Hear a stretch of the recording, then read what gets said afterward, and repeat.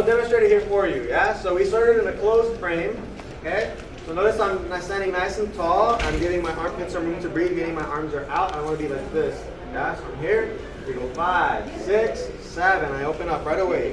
1, 2, 3, 5, 6. I step side, rock step. 1, 2, offer the hand. And 5, 6, 7. So look, by 7, my hand is already turned over before I take my step. I now go 1, 2, 3, and 5, 6. I can pick her up.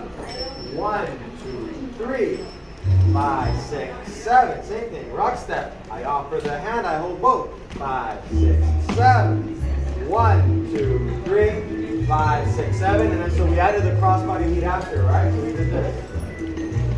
5, 6, 7. 1, 2, 3, 5, 6, 7. 1, 2, 3, 5, 6, 7. 1, 2, 3, 5, 6, 7. 1, 2, 3, 5, 6. And you can do this over and over, right? We start and end with the crossbody lead.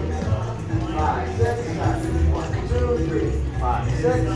1, 2, 3, 5, 6, 7. 1, 2, 3, 5, 6, 7. Yeah?